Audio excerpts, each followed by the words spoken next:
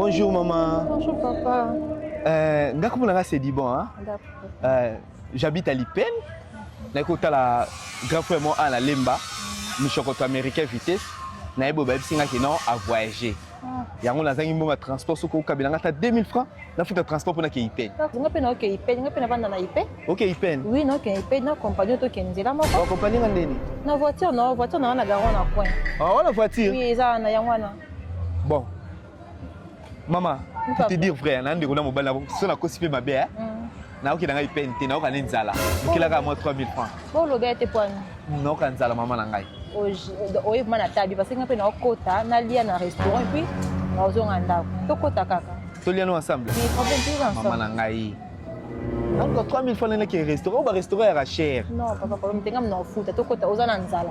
Na yo ni pona sunga yo tokota olia. Bon, maman, ce qui est vrai na zoki des restaurants te hein, nzala te. Na nena ndekulanga na hôpital. Nous avons 15 000 francs pour nous bâtir les kisses. Oui, papa, comment ça 15 000 francs? Oui, c'est vérité. On m'a la vérité à Souka. D'accord. Pharmacie, on est déjà pharmacie. Nangai. To kota na sombela okis na pesa. Aïe aïe. Pourquoi battre pour nini maman nangai? Na banyo na transport 2000. Comme on maman na mutuka na yo. Na ye na okanzala, okotanga restaurant. Na sengi okisi. O su na pharmacie de nyo solo sengo yo sana ngo maman. Papa lo compliquer nga pour nini. Yo no compliquer nga maman. So la nga ban. Je vais t'aider. Oui, nini. Mais qu'est-ce que na makambo lobi non na kota na pesa okisi. O tu ozaki 5 000 francs no kabila ngai. Papa to kota na pesa okisi. O pesa. Bon la kosi na na mutu l'hôpital. Si ko lingi nini papa na bino bozala sérieux te pour ani. Kota na CP na nga na mona ko nga ba sérieux pour na bengisa na midi en prière et organiser 3 jours de prière. Baptême of fire. Eh bien maman. Oui bien ouais. Eh ça 3 jours, et ça bon état là. Et ça vendredi le 21. Samedi, na dimanche le 23. Et ça na stade de martyrs. Et ben à partir à 15h.